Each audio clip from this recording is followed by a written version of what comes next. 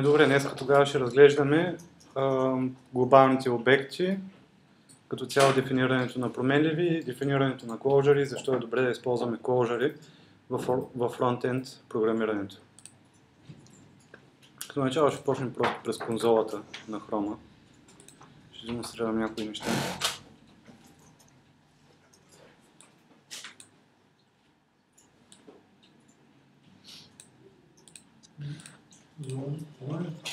Да.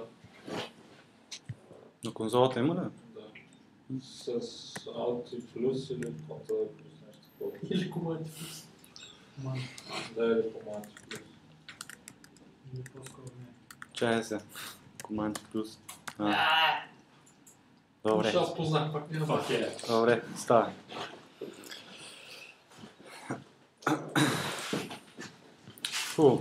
Значи, той мисля, че предния път всъщност ви обяснява за конзол лога. Но конзолата има и други методи, по принцип, като debug, мисля, че беше и info другия метод, да, които позволяват по-подробна информация за обектите. Така, в всеки прозорец, във всеки таб или във всеки прозорец на браузъра, който е заредил някаква HTML страница, има един глобален обект, основният ви обект, който е window. В window по принцип се съдържат абсолютно всички native методи и класове, и инстанции по принцип, които може да използвате в JavaScript. Те могат да бъдат достъпени просто с извикването на метода, да кажем date now. Ще ни върне таймстампа на текущото време. Date реално е атрибут на глобалния ни обект.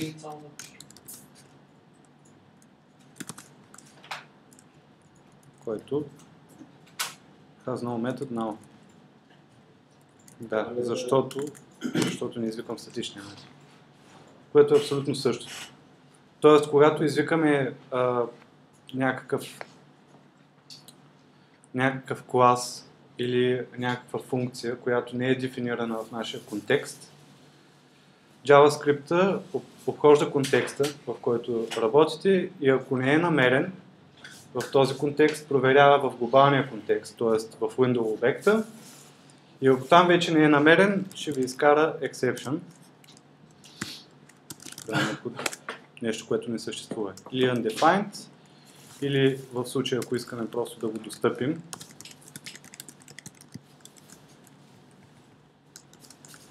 ще ни каже, че така референция не съществува. Реално целият JavaScript е изграден на базата на такива обекти. Дори обектно ориентираното програмиране по същия начин работи. Има един специален обект, който при извикване на ключовата дума new, в контекста на този клас имаме достъп до този обект. Чрез ключовата референция this. Така, защо по принцип е хубаво да се използват closure? Или първо е най-добре да обясня какво е closure. Има ли някой, който не знае какво е closure? Добре. Closure е един вид анонимна функция.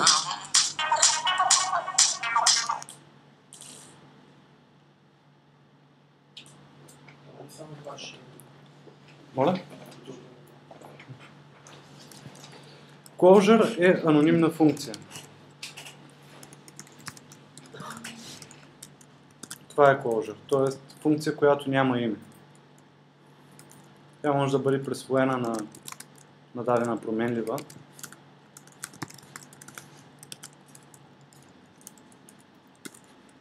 И в последствие да бъде извикана.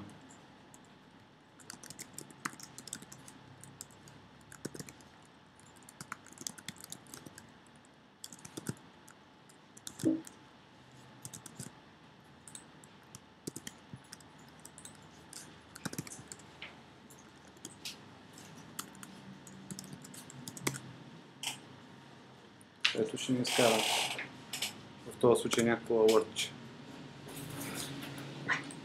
Разликата между closure-ите и named функциите е просто един атрибут. Да. В нашия случай може да вземем името на функцията, ако напишем променливата name. Но тъй като това е анонимна функция, няма такова име. Този атрибут съответно може и да го сетим и да кажем правилно, че това ще ни е. Следващия път, когато го извикаме, пак няма да имаме name. Тоест тя винаги е анонимна. Това е атрибут, който се сетва вътрешно, чрез специална техника, която дефинира атрибутите. Тези атрибути могат да бъдат сетнати като такива, че не може да бъде пипан този атрибут.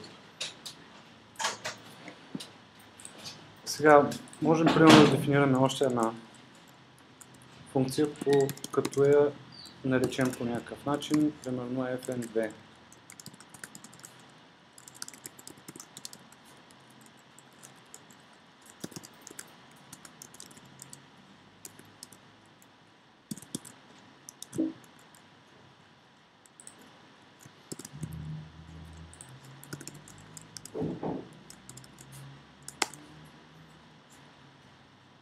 Но вече тази функция ще има име. Не като другата, която е анонимна. Друг е въпросът, че всичко това може да бъде присвоено, да кажем, на трета функция, която ще бъде равна на функция 2.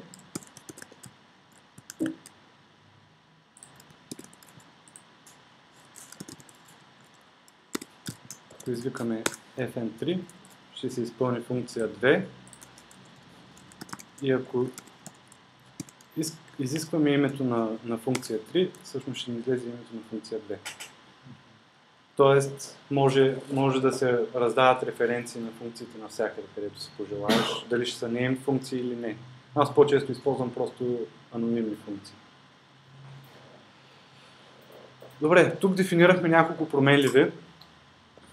Ако забелязвате, не сме ги дефинирали сме ги в глобалния контекст. Всеки път, когато изпълняваме в глобалния контекст създаване на нова променлива, тя се записва в глобалния ни обект. Тоест, дали ще го дефинирам по този начин, или ще го дефинирам по този начин без var, в този случай няма абсолютно никакво значение.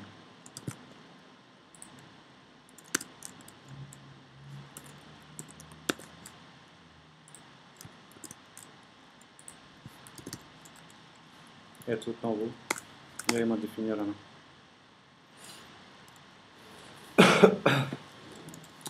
Може да забележите. Тук може да ги видим в глобалния обект. Сега, защо това не е много хубаво? Защо не е хубаво да се дефинират глобални функции или глобални променливи като цяло, глобални обекти в JavaScript? Защото има доста методи и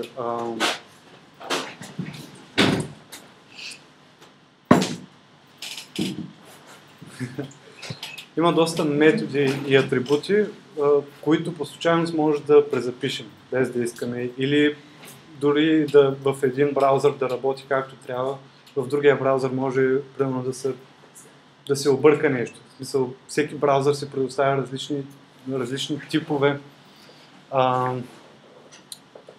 обекти, различен набор от обекти, което може да се пообърка. Нали? По принцип всички се стремят да работят в един стандарт, но винаги има разлики. Най-простият пример. Нека да дефинираме Local storage.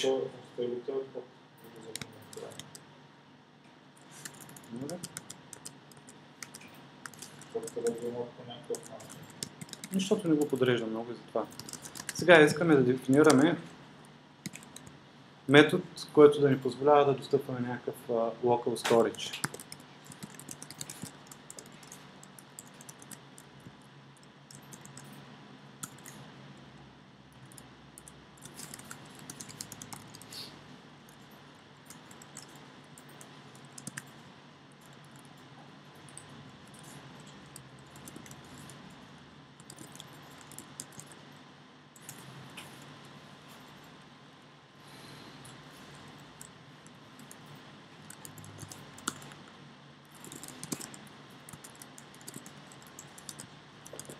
Така.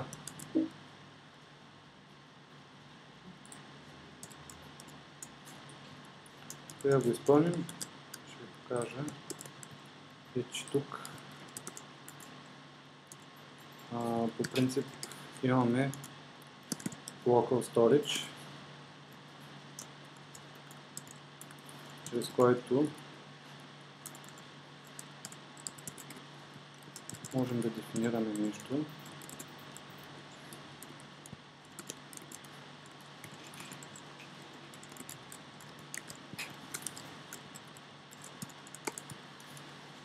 И то ще ни бъде достъпно през цялото време. Дори да затворим браузъра, пак може да влезем да изтеглим тези данни и така нататък. Това е... Да, не точно, но той е един обект, който се запазва в сториджа на компютъра, на браузъра. На този принцип обаче AngularJS, защото никъде не запаметява данните. Да. Най-вероятно. Защото изтрима места и се запаметява. На ресурси, в принцип. Това за отделната страница се На запазва. ресурси, local storage и за определен домейн с определен порт. И ето го, по принцип тук може да се види, че е запазен. И тук имам от другото приложение, което работи също, local storage. Стригове ли запазва само? Не, каквито тук е също. Тук може да го ползвате за това епизод, като ви кажа, че искам само с първия поред. Така. Имаме вече метод, който ни предоставя достъп до local storage.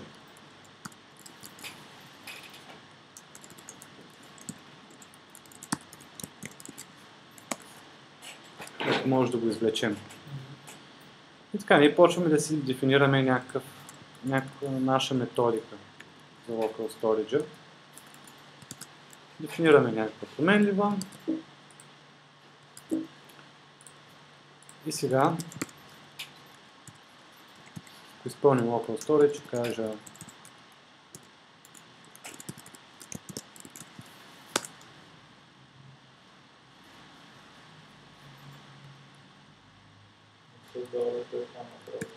да. Пак е.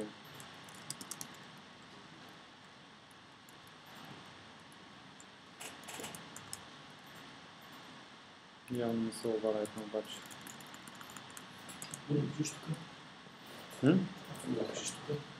Къде? Конзолата. Възможно е по принцип да не позволява да се оварайтне. Да.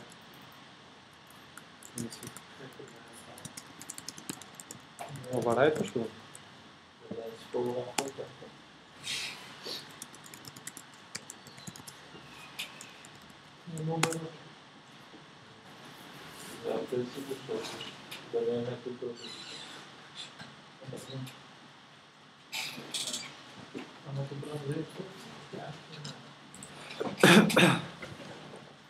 Така ли?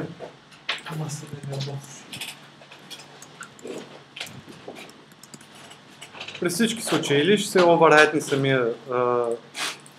самия метод, или просто няма да ви позволи да го овъррайтнете. То вече пак зависи. Ти на какво го тестваш, Мурат? На Chrome.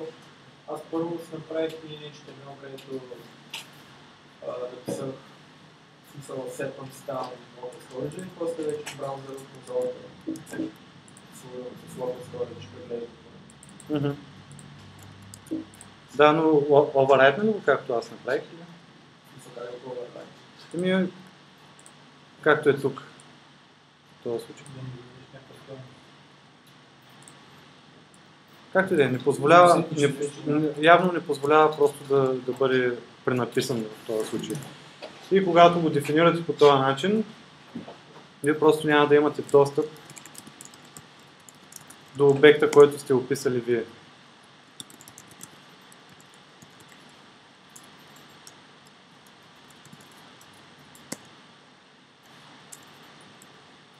Не съм имал въпрос. Мгм. Летите на Република им се задават имена, които се представят на някакъв.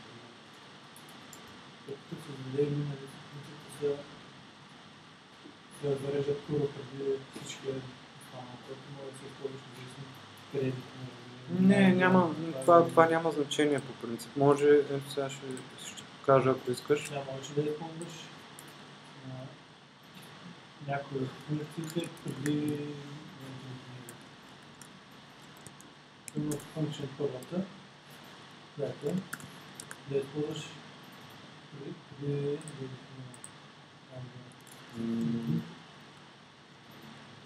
Сега ще пробваме.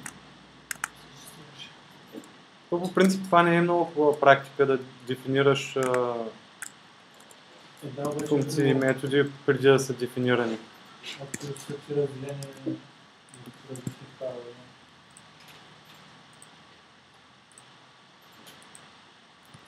И да си дефинираш най-долу всички функции. Да, това не е, в момента не е дефинирано. Но по принцип, ако тук е извикам, вече ще се работи нормално. Това вече зависи от как вие предпочитате да ги пишете. Това е абсолютно никакво значение няма. Аз лично предпочитам да ги дефинирам преди да ги използвам. Защото така е по принцип в повечето езици е така.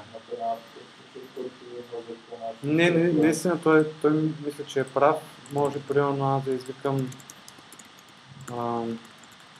да кажем всъщност той имаме дефинирана name функция.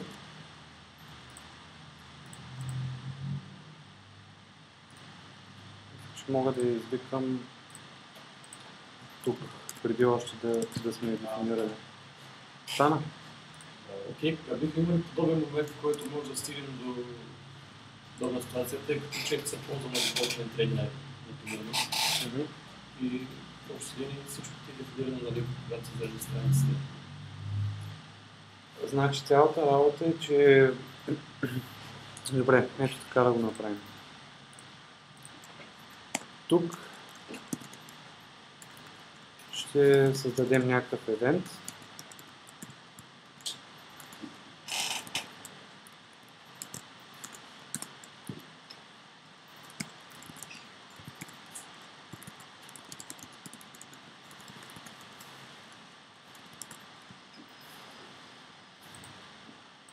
Всеки път, когато го седнем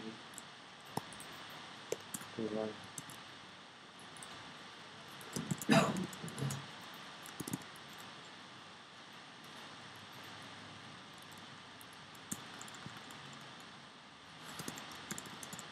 Така.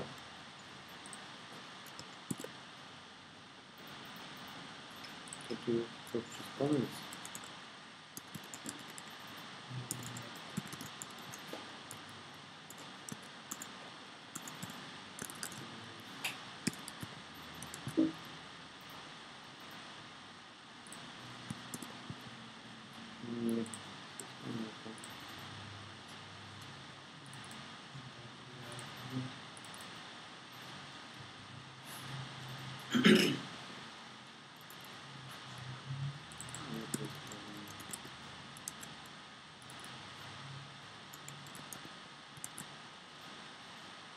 Ето.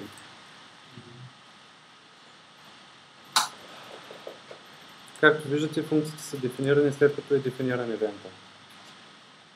Обаче, тъй като тези са глобални, тук имаме директно достъп до глобалния обект. Ние достъпваме глобалния обект. Той вече е сетнат, когато се изпълни този евент. Всичките тези функции са заредени, когато се изпълнява този евент.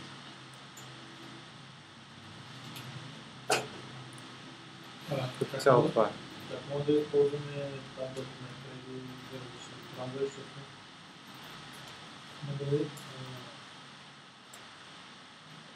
тук се използват евенти с номера, но в интернет използвате, че пишеш. Attach евент. Казваш if also cross property advanced. Не, достатъчно е просто и това да направите.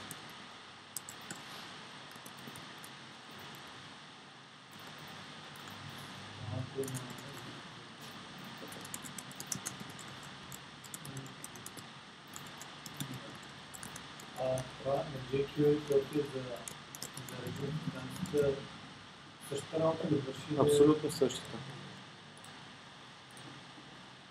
Същата работа върши. Просто jQuery са го направили по такъв начин, че да може да работите. Тези проверки, всъщност, които ви показах току-що, са направени вътрешно в jQuery. Това е като цяло.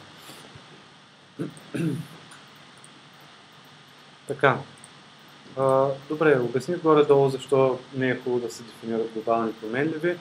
Това как може да го избегне. Всичко това може да се дефинира в един в една closure функция, която ще се изпълнява при някакъв евент или просто ще се изпълнява.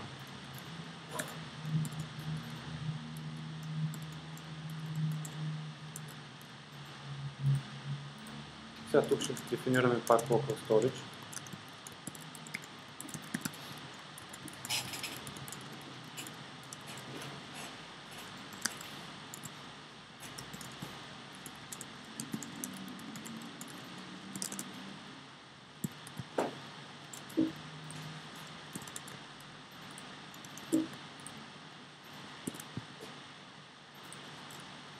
Сега първо local storage е нашия.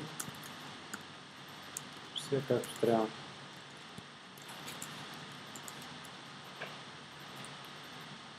Тук обаче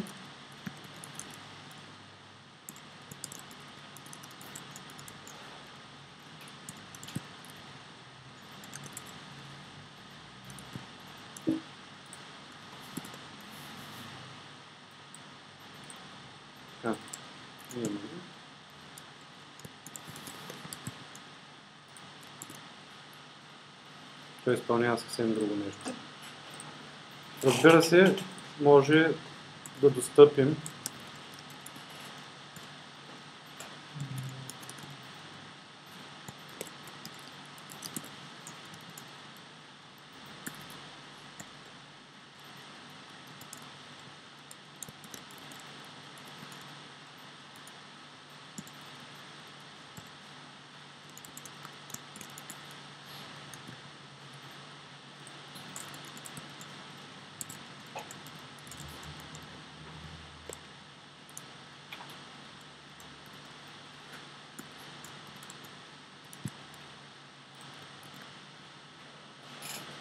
съответно имаме достъп и до двете.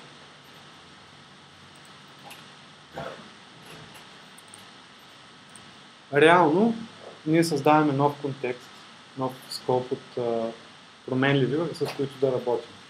Съответно, имаме някакъв достъп до глобалните променливи.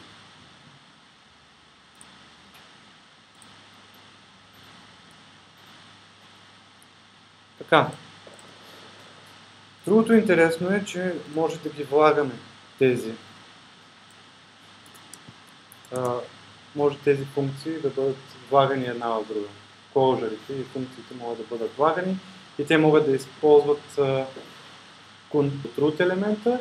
През всяка една подфункцията на подфункция на подфункцията те могат да използват техните елементи. Примерно,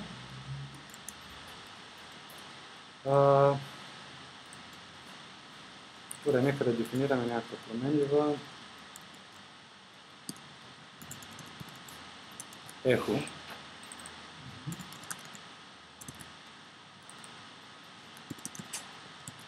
Така.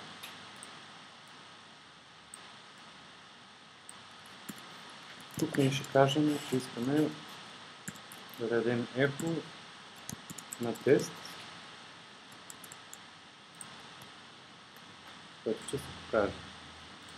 Сега ще дефинираме една нова функция.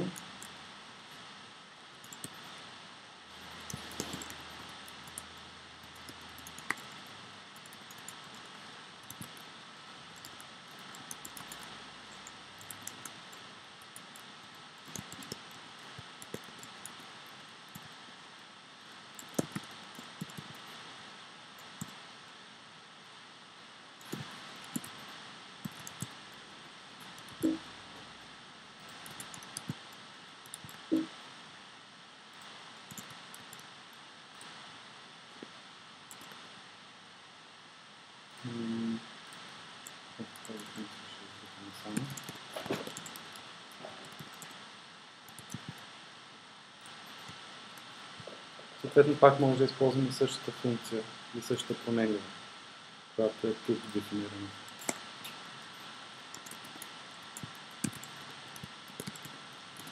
Отново може да дефинираме.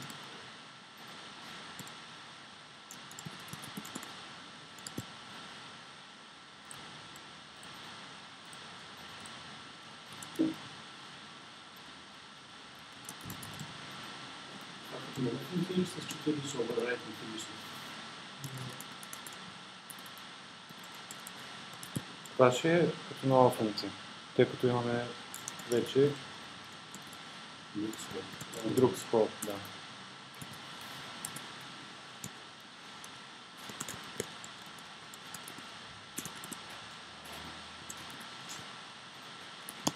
Отново ще използваме ехо функцията, като конкатинираме и с myName.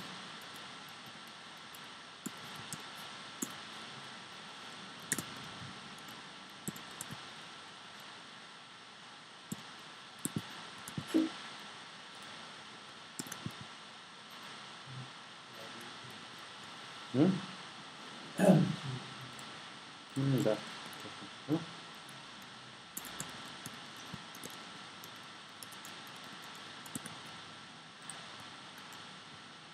Ето го. Почти. Само на стейж ще го добавим. За красота. Не. Не. Мисля само надолу в дървото. Ако можеш във външния скол, вече това отиде. Но може да направим нещо такова. Можем, ако искаме, същата тази функция ще кръстим по друг начин. Примерно 2. Просто е дефинирана. В момента тя не е дефинирана. Тук казваме 2 и махаме дефиницията на променлива. Вече директно достъпваме тази. Това нещо ще го затъркаме. Тук можем да извикаме. Ние сетим на този начин, да? Моля? Ние сетим на този начин. Колко Рекурсията ли? Да. Така. Защо се случи току-що това?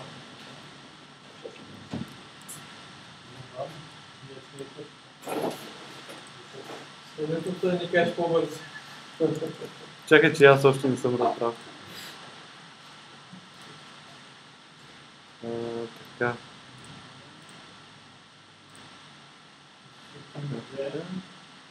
Не трябва да има.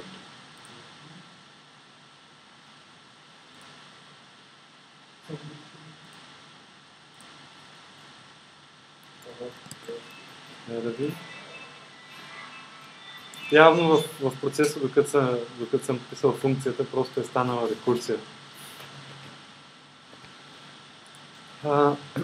защото директно ми се апдейтва браузъра, когато сейвна. Тоест това се е случило, защото примерно съм казал така. Тук undefined. Да. Както да е. По принцип, по този начин е достъпна тая функция. Може да я дефинираме преди, тук да се създаде тялото и да се извиква след като създаде тялото. Тоест ние извикваме subfunc, за да можем да създадем тялото на subfunc 2 и да извикваме след това subfunc 2. Например, ако само да пробваме, това го седим така, би трябвало да каже изпозната function. Да. Значи, ако искам да дефинираме глобални промени, трябва да ги дефинира функция, всеки път, когато искам да използвам тези промени, и тази функция. Не. Аз просто ви давам пример за това как може да работите. Как може да работи с Clojure. Каква е връзката между отделните функции. Те са в едно дървовидна структура, си представете. За глобални, примерно, цялата работа е, че не е хубаво да се замърсява глобалния обект.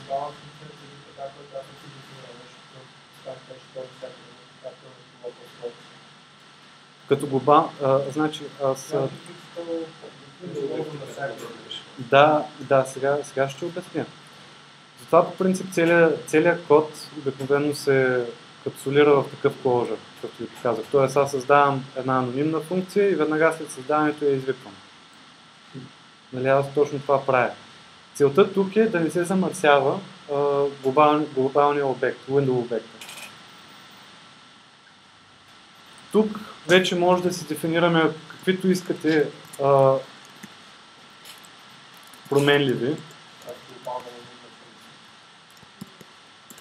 Тук си дефинирате каквито искате променливи и тези променливи няма да бъдат достъпни в глобалния контекст, но ще бъдат достъпни в контекста на този Clojure. Тоест вие може тук цяла библиотека да си напишете в тази капсулация. Цяла библиотека може да си запишете и всички тези основни променливи функции, които сте дефинирали в нея, ще бъдат достъпни в под функциите и под методите. Сега, може да пуснем някои функции, да пуснем някакви допълнения до някаква функция. Ами, примерно, ако създадем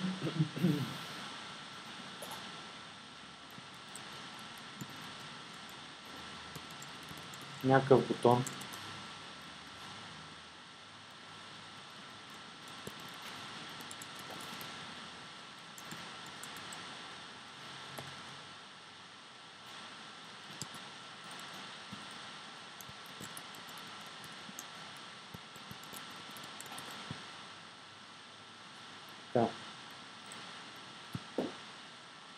създадем някакъв бутон, отново от тази функция може да използваме глобалния обект document.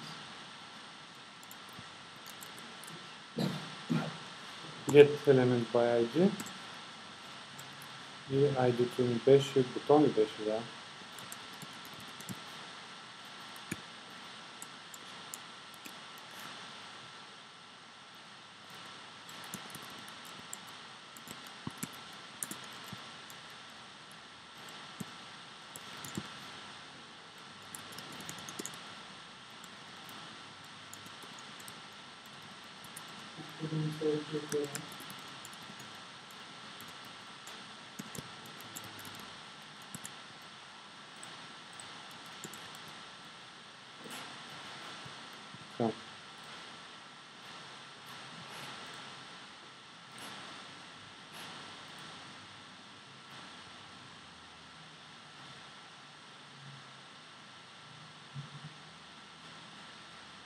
Да. Тук вече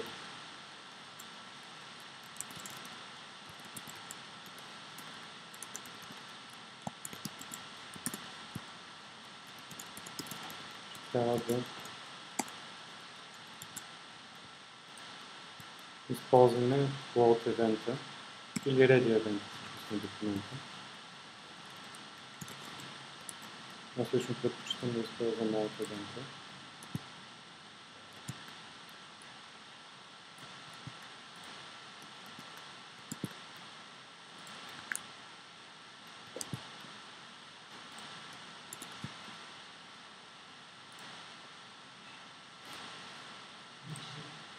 Преди малко не стана, защото не беше зареден още дом елемент. Дом дървото не е зареден.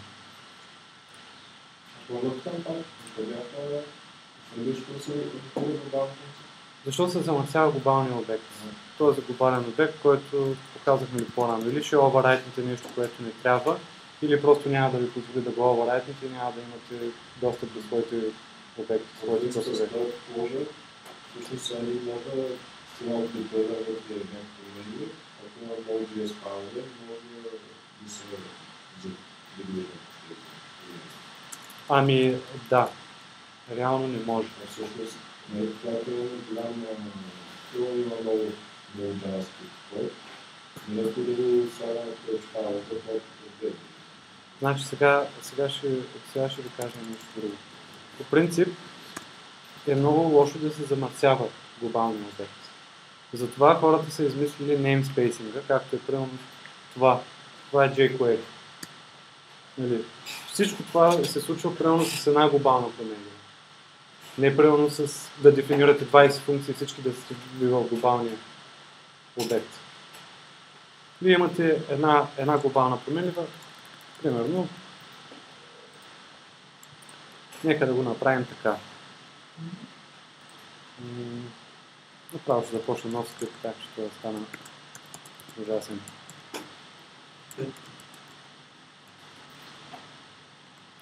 Така.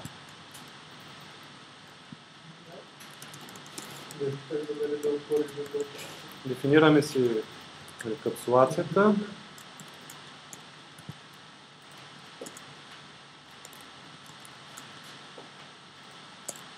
Тук казваме, че ще имаме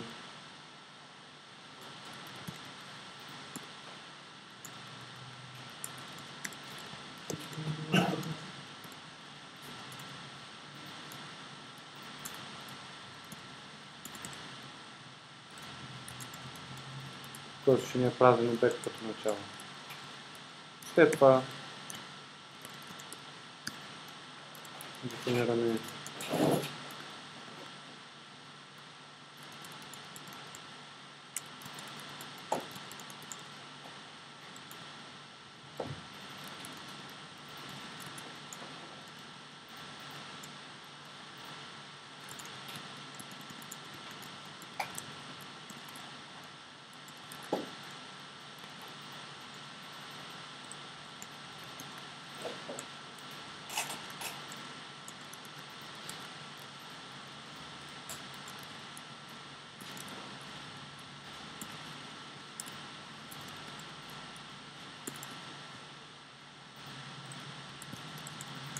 и накрая просто експортираме нашия обект.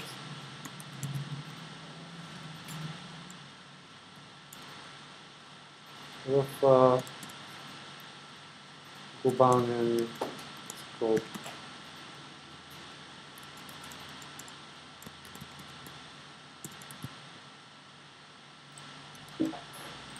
Да. Сега можем да достъпим всички тези функции чрез глобалния скоп. И съответно можем да създадем нова капсулация, нов closure.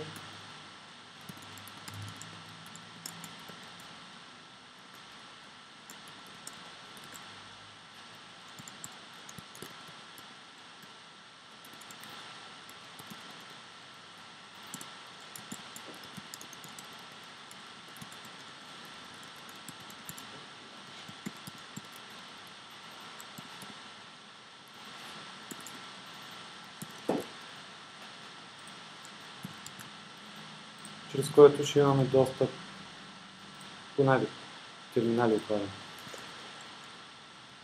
Чрез което ще имаме достъп до съответно и до тази току-що дефинирана. Но винаги най-много 1-2 обекта глобални създаване, не повече. Даже по-скоро един. Ние когато пишем някаква апликация, обикновено имаме нещо като app контекст, примерно е app, точка, нещо си, ако е нужно да има глобален достъп. Ако не е нужно, просто не се дефинира глобален достъп.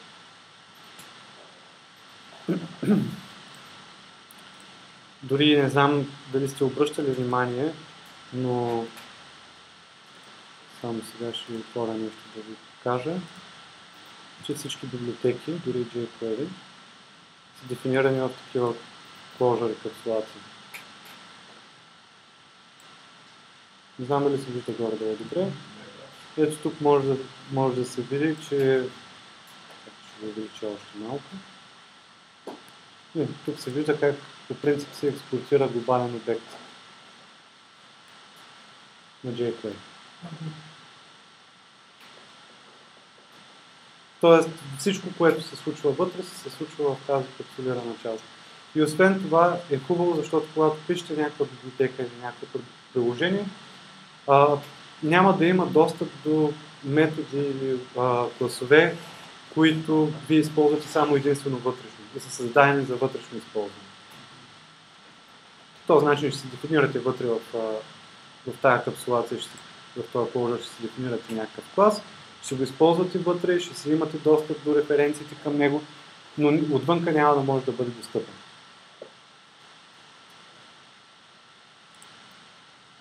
Не знам дали мога да ви покажа с jQuery имаше такива методи.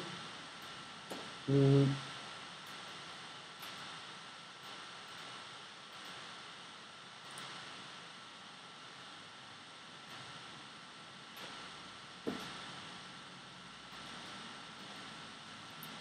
знам къде точно да го намеря. По принцип има много такива функции и обекти, класове, които се използват вътрешно в jQuery, които вие дори даже не знаете за тях.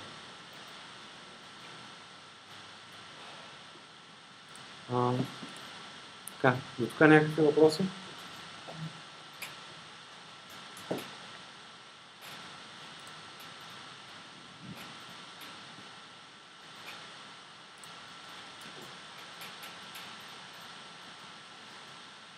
С какво да продължим тогава? Аз мисля, че за closure-ите не е нужно да продължаваме вече.